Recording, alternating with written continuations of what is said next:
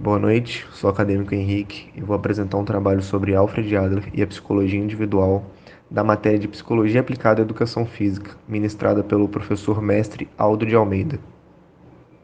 Bom, Alfred Adler foi um médico e psicólogo austríaco. Foi filho de um comerciante judeu de classe média, nasceu no subúrbio de Viena. Quando criança, sofreu de várias doenças sérias, incluindo raquitismo. Ele lutou muito para superar suas fraquezas físicas e, apesar de alguns problemas, adorava brincar fora de casa com as outras crianças. Na infância, Adler enfrentou a morte de perto em várias ocasiões. Quando ele tinha apenas 3 anos de idade, seu irmão mais novo morreu, na cama que eles dividiam. Além disso, 2 vezes escapou por um triz da morte em acidentes de rua, e aos 5 anos contraiu uma grave pneumonia. O médico da família acreditava que não havia mais esperanças, mas um outro médico conseguiu salvá-lo. Adler decidiu então tornar-se médico, após sua recuperação. Aos 18 anos, entrou na Universidade de Viena para estudar medicina. Em 1910, ele foi o primeiro presidente da Sociedade Psicanalítica Vienense. Mas, por volta de 1911, as diferenças teóricas de Adler tinham se tornado inaceitáveis para Freud e para muitos outros membros da sociedade. Adler então renunciou à presidência e abandonou a sociedade, junto com 9 dos outros 23 membros. Fundou sua própria organização, a Associação de Psicologia Individual, que gradualmente se propagou pela Europa. Adler e seus seguidores tornaram-se ativos no campo da educação, especialmente em treinamento de professores, pois Adler acreditava que era de extrema importância trabalhar com aqueles que formavam a mente e o caráter dos jovens. Estabeleceram centros de orientação de crianças nas escolas públicas, onde as crianças e suas famílias podiam receber aconselhamentos. Alguns grandes pensadores foram inspirações para Adler, como Darwin, Nietzsche, Hen Weininger e James Mutz.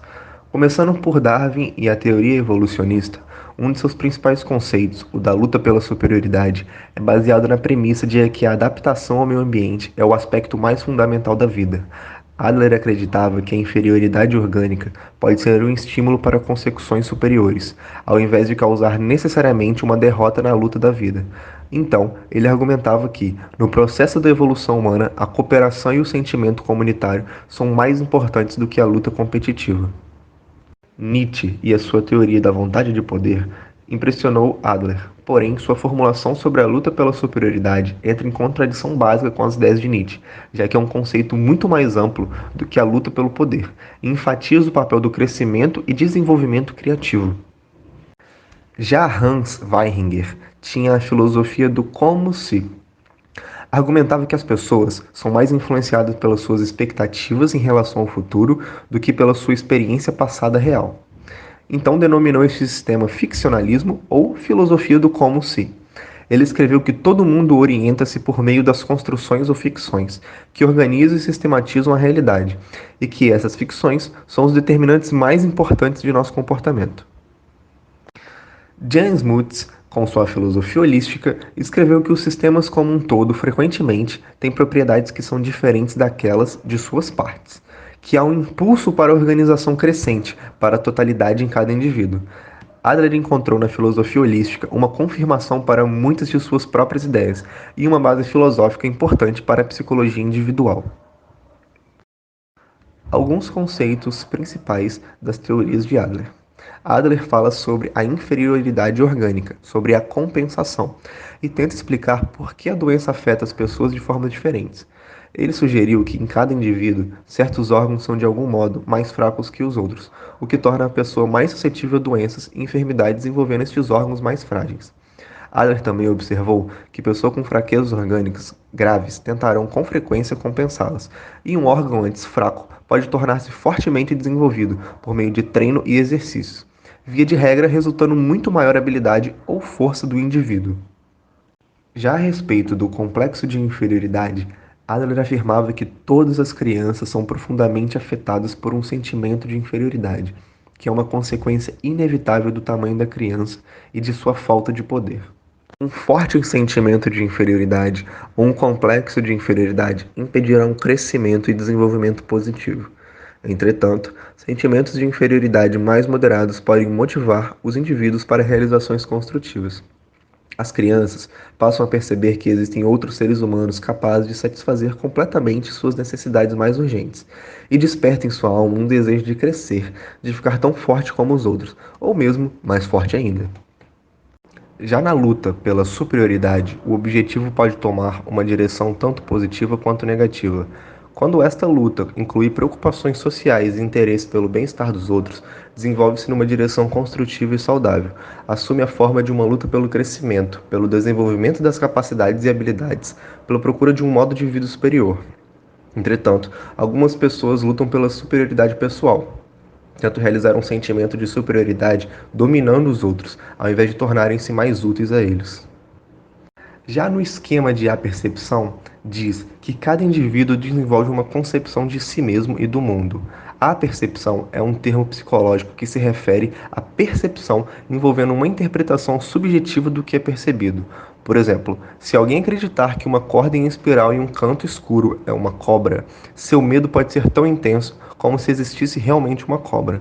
Adler diz: nossos sentidos não recebem fatos reais, mas apenas uma imagem subjetiva deles, um reflexo do mundo externo.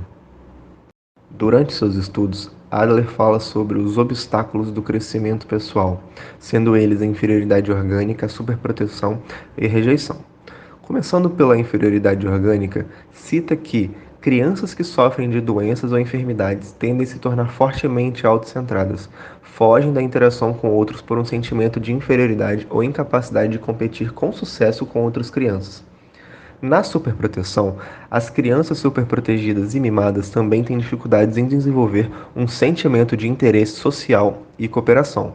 Falta-lhes confiança em suas próprias habilidades, uma vez que os outros sempre fizeram tudo por elas. Já uma criança não desejada e rejeitada, nunca conheceu o amor e a cooperação em casa, também é extremamente difícil para ela desenvolver essas capacidades de cooperação e interesse social. E para finalizar, há os aspectos da terapia que Adler cita, que é compreender o estilo de vida próprio do paciente, ajudar os pacientes a se compreender e fortalecer o interesse social. Para compreender melhor o estilo de vida do paciente, Adler sempre pedia a eles para relembrar de suas primeiras recordações, os fatos mais notáveis da primeira infância, e ainda dizia que não existem lembranças casuais, e a partir dos incalculáveis números de impressões que chegam ao indivíduo, ele escolhe lembrar-se exatamente daquelas que, embora de forma obscura, sentem estar relacionadas com sua situação atual. Para ajudar os pacientes a se compreender melhor, ele mostra como é importante aprender a ver os erros que cometemos ao enfrentar situações diárias. Envolve uma melhor compreensão de como o mundo é feito e de nosso lugar nele. Adler acentua a importância de aprendermos a compreender as consequências de nosso comportamento mais do que aprender mais sobre nós mesmos.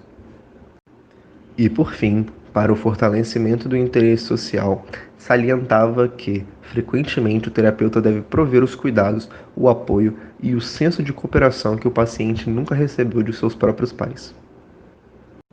E dessa forma, finalizo a minha apresentação e agradeço a todos que ouviram até aqui. Boa noite.